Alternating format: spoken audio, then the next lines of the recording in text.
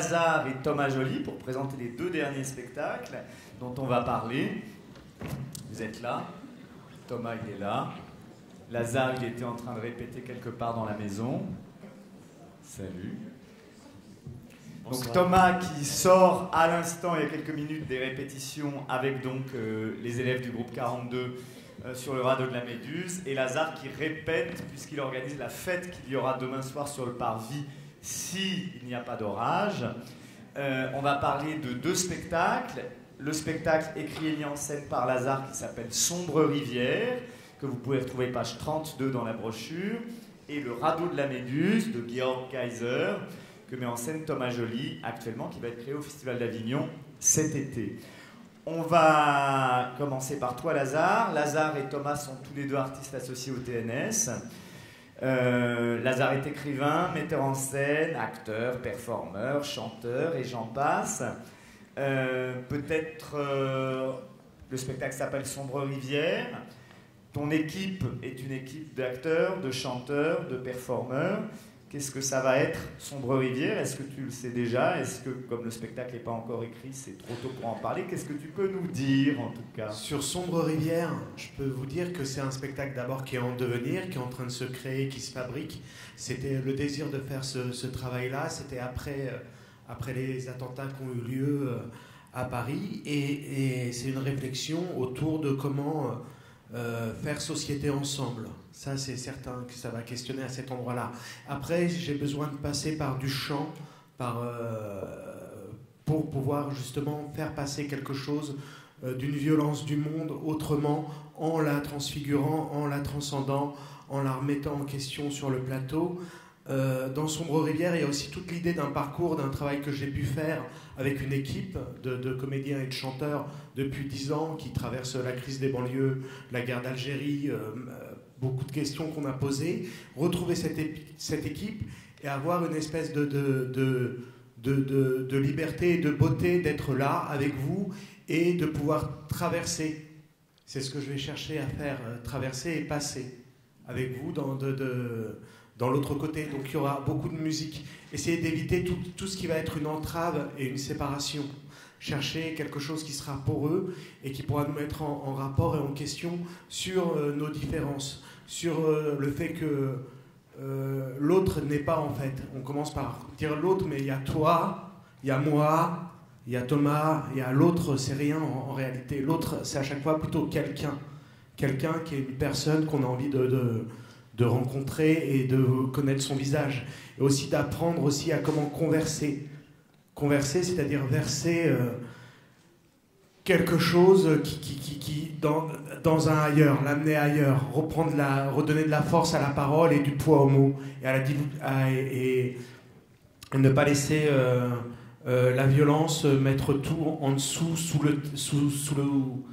le sol, sous la terre, mais faire que la terre redevienne un champ, redevienne un endroit où on peut dire les mondes, inventer des mondes, faire aussi en sorte que les imaginaires s'ouvrent sur les choses et ne soient pas juste des endroits arrêtés, sauter par-dessus les murs. Et pour ça, j'ai besoin de la musique, du blues. Sombre Rivière, c'est aussi parce que à un moment donné, quand tu es esclave, on lâche les chiens sur tes traces et tu passes par la rivière pour effacer les traces, disparaître, être de nouveau une femme et un homme, apprendre à se dire, réapprendre toujours à se dire et à représenter, à chanter des mondes. Donc j'ai besoin que ça passe par la joie, j'ai besoin de passer par aussi plein de questions que j'ai posées pendant ces 10 années d'écriture et de travail avec une équipe de fidèles comédiens et chanteurs, dont les chanteurs de la rue Quétanou, par exemple, où il y aura deux des chanteurs de la rue Quétanou, Anne Baudou, Benjamin Collin, qui est un inventeur d'instruments musicaux. Voilà, donc du coup j'aurais besoin de passer par la joie pour raconter tout ça, et par le chant.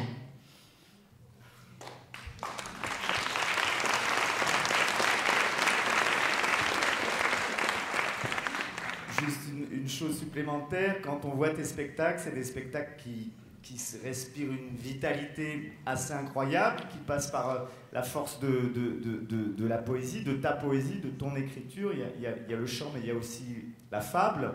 Les précédents spectacles il y avait des spectacles qui étaient vraiment autobiographiques. Cette écriture-là, elle est très singulière chez toi. Là, ça va passer par l'autobiographie, ça va être complètement ailleurs, ça va être de l'ordre du conte, ou ça va partir de toi? Ça va partir, à un moment donné, oui, ça va partir de moi. Ça va partir de discussions que j'ai eues avec un monsieur qui s'appelle Claude Régis, qui est et à partir de là, et aussi de discussions que j'ai avec une personne qui se trouve être ma maman, qui vit en banlieue parisienne, où au moment des attentats, je l'ai appelée beaucoup.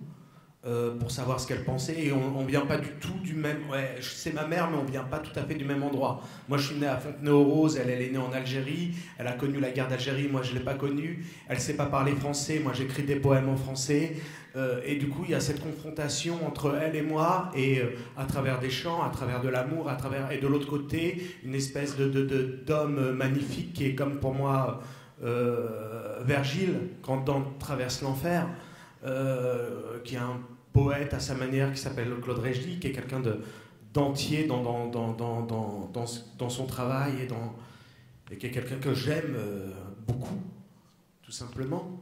Et ma mère aussi. Et avec tous ces conflits qui peuvent exister entre ces deux univers, comment tu fais une passerelle entre des temps différents, entre des êtres différents, entre des moments du monde différents, comment tu arrives à traverser des mondes, à donner des mondes à traverser, à donner des champs à traverser.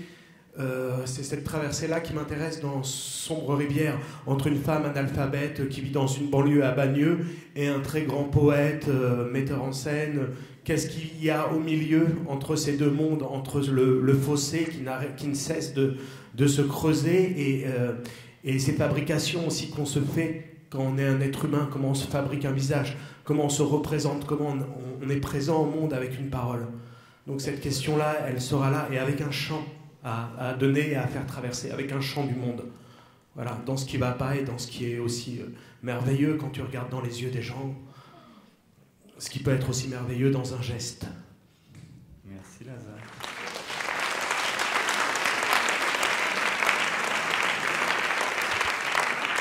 Demain soir, s'il fait beau, vous pouvez sur le parvis venir découvrir Lazare directement. La traversée de l'année qui vient, Sylvain Creusevaux, qui nous a parlé tout à l'heure, Lazare, Julien Gosselin, Thomas Joly, c'est vraiment pour moi aussi une manière de vous raconter le théâtre qui s'écrit aujourd'hui, qui est un théâtre profondément et diablement vivant, très généreux dans sa forme. Thomas, donc tu es en pleine répétition, donc tu vas être très très à l'aise pour parler du radeau de la Méduse. Ah, ça y est, micro, c'est sûr. J'ai dit un petit peu avant que la particularité de ce spectacle, c'est un spectacle que tu composes entièrement avec tous les élèves du groupe 42, les élèves qu'on appelle sortants, sur ce texte de Georg Kaiser, qui est un texte absolument incroyable, qu'on connaît assez peu, voire pas du tout, peut-être tu vas nous dire, je ne sais même pas s'il a été créé en France, et qui est un texte mettant en scène des adolescents, de jeunes adolescents. Tu nous en parles? Bien sûr, je vous en parle. Bonsoir, d'abord je suis content de faire votre connaissance parce qu'on ne s'est pas beaucoup vu cette année, enfin si, on s'est vu sur une lecture de l'autre saison, il fallait être là ce jour-là, mais sinon j'étais à l'école en fait toute l'année à travailler sur la création de ce texte. Faut redire aussi ici la chance pour ce théâtre d'avoir dans ses murs une école avec tous ses corps de métier et la chance pour les metteurs en scène qui y sont invités comme moi de travailler avec comme une espèce d'équipe permanente en fait, comme dans un théâtre en Allemagne ou en Russie, avec vous voyez, les corps de métier scénographie, création lumière, costumes, accessoires, maquillage, son, régie vidéo, plateau et bien sûr les acteurs, les metteuses en scène, les dramaturges. Pour moi ça a été vraiment une chance, donc j'ai été plutôt dans cette maison cette année, dans la fabrique, dans l'école, depuis le mois de février. Ce texte, Le radeau de la Méduse, je l'ai découvert il y a 12 ans je crois. J'étais élève à l'école du TNB, dirigée alors par un certain Stanislas Nordek, peut-être ça vous dit quelque chose. Et il nous avait amené ce texte, je crois d'ailleurs, je ne sais même plus très bien pourquoi, enfin en tout cas je l'ai lu, et j'ai été effectivement sidéré, d'abord parce que c'est une forme absolument saisissante et un fond tout à fait captivant. Mais je l'ai mis dans ma tête, cette pièce, et j'ai attendu, parce qu'il faut attendre aussi, je crois, les bons moments et les bons endroits pour créer les objets. Alors voilà, depuis 12 ans, elle était avec moi, je l'ai relue de temps en temps, essayer de trouver si c'était le moment. Non, c'était pas le moment. Et puis, quand Stanislas est arrivé ici, il m'a proposé de m'associer au projet du TNS et de travailler avec l'école, je me suis dit, voilà, là je crois que c'est le bon moment. D'abord parce que dans l'école, il y a la jeunesse et que ce sont 12 jeunes personnages, je vais venir tout de suite sur ce que ça raconte. Et puis parce que la distribution collait parfaitement, 6 garçons, 6 filles, et c'est exactement la distribution du radeau de la Méduse. Et puis au-delà, parce que je trouvais qu'elle venait brasser des questions qui, en tout cas, moi, m'intéressent aujourd'hui et qu'il fallait poser sur les plateaux de théâtre. Alors, qu'est-ce que ça raconte, le radeau de la Méduse? Ça s'inspire d'une histoire vraie, qui est que pendant la Seconde Guerre mondiale, le gouvernement anglais a mis en place un programme de déplacement des populations pendant les bombardements, le Blitz, et que, notamment les enfants, vers les autres États du Commonwealth, et que le Benares, un paquebot anglais qui transportait environ 1000 enfants, a été torpillé par un sous-marin allemand en pleine... Ah bah dis donc, oui, dis donc. Torpillé par un sous-marin allemand. Et ben voilà. Pardon, j'espère que c'est pas... Bon, en tout cas, on nous entend. Bon. Donc ce paquebot a été torpillé et ce fait affreux. Donc beaucoup d'enfants sont morts, enfin, quasiment la plupart. Et il part donc de ce fait de guerre terrifiant pour écrire sa pièce. L'histoire, c'est donc 12 enfants qui sont sur un canot de sauvetage en plein milieu de l'Atlantique pendant 7 jours. Et sur ce canot, très vite, ils vont se rendre compte qu'ils sont non pas 12, mais 13. Et que ce chiffre va poser beaucoup de problématiques, notamment reliées à la religion, en tout cas aux croyances ou à la superstition, ça va être un grand débat. Et pendant 7 jours, eh bien voilà, c'est l'odyssée de ce canot sur l'Atlantique, et le pitch, je vous le dis tel que Georg Kaiser l'écrit, voici le récit de ces 7 jours sur l'Atlantique, comment 11 de ces enfants ont survécu, et comment l'avion est arrivé trop tard pour les 2 autres. Je n'en dis pas plus. Parce qu'il y a aussi du coup un petit côté polar dans cette pièce. Alors, pourquoi est-ce qu'il était important pour moi et pourquoi il m'a semblé nécessaire, en dehors de la distribution et de cet endroit et de cette école, d'en parler aujourd'hui, enfin de la poser sur le plateau aujourd'hui? D'abord parce que dans ce bateau, ces enfants fuient la guerre, bien sûr, mais fuient aussi le monde des adultes. Et vont essayer dans ce canot de reconstruire une société d'après leur propre regard. Ce sont des enfants, alors évidemment, ça démarre évidemment par une société plutôt solidaire, hein, une belle pensée sociétale dans le canot, et ça va vite décliner. Tout ça me reposer la question de ce qui se passe un peu en ce moment, de ces modèles qu'on sent surannés, mais on n'arrive pas encore à inventer le premier, de cette défiance, on l'a vu encore aujourd'hui avec la sortie du Royaume-Uni de l'Europe. Quel est notre modèle et comment est-ce qu'on peut le réinventer, ou les mouvements de Nuit debout par exemple. Ça me semblait important de poser ça sur le plateau. La deuxième chose, c'est qu'évidemment ce canot au milieu de la mer fait tout de suite écho très fortement à une actualité terrifiante qui est celle de tous ces gens qui fuient la guerre aujourd'hui loin d'ici et qui traversent la Méditerranée à leurs risques et périls et qui sont en plus très très mal accueillis ici en Europe. Enfin, pas tous, mais pour la plupart d'entre eux quand même. Alors, c'était important de reposer cette pièce-là aujourd'hui, parce que si la guerre est là-bas aujourd'hui, que les hommes fuient la guerre pour venir ici aujourd'hui, il y a une 60aine d'années, 70 ans, elle était ici, et nous-mêmes, les gens d'ici, allaient ailleurs, parce que l'être humain fuit la guerre, tout simplement. Il me semblait important de rappeler ça. La compagnie Apicola Familia, avec laquelle je travaille, que je dirige à Rouen, est très engagée là-dessus sur cette question-là, avec les réfugiés. Et voilà, je trouvais que c'était important de brasser ça. Et enfin, la troisième chose, c'est la question religieuse dans cette pièce qui est posée, puisque tous ces enfants sont de la même confession, de religion chrétienne. Et pourtant, cette religion va être le moteur, le déclencheur de toutes les divisions au sein du canot.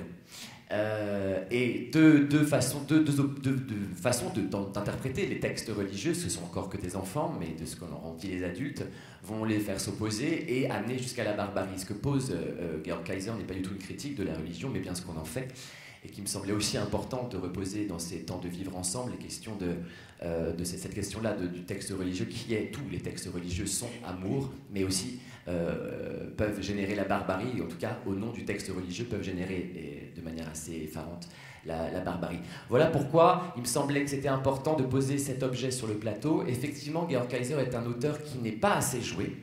Cette pièce est formidable. Elle mêle ces 7 jours, donc ces 7 jours successifs, Elle mêle à la fois une narration, du vrai récit, du théâtre, du dialogue, une vraie intrigue, et en même temps elle vient toucher de grandes questions, de grands questionnements qui nous animent tous aujourd'hui, et qui vont faire se brasser un peu tout ça, ce que je crois que le théâtre doit et sait faire depuis 2500 ans pour éviter toute forme de violence. À partir du moment où la violence où la pensée est en circulation, ce que font les plateaux de théâtre, alors la violence n'advient pas. Et donc voilà pourquoi je crée ce spectacle ici et j'en suis ravi.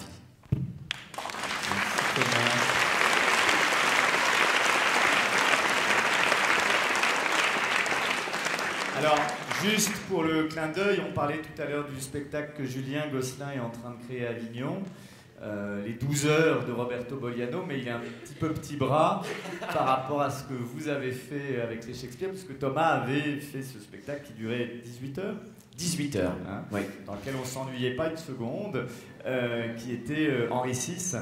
Là, ça va durer 18, 19, 20 heures, ou beaucoup moins. 1h45, autant vous dire. C'est désespérant. Merci à vous deux. Merci.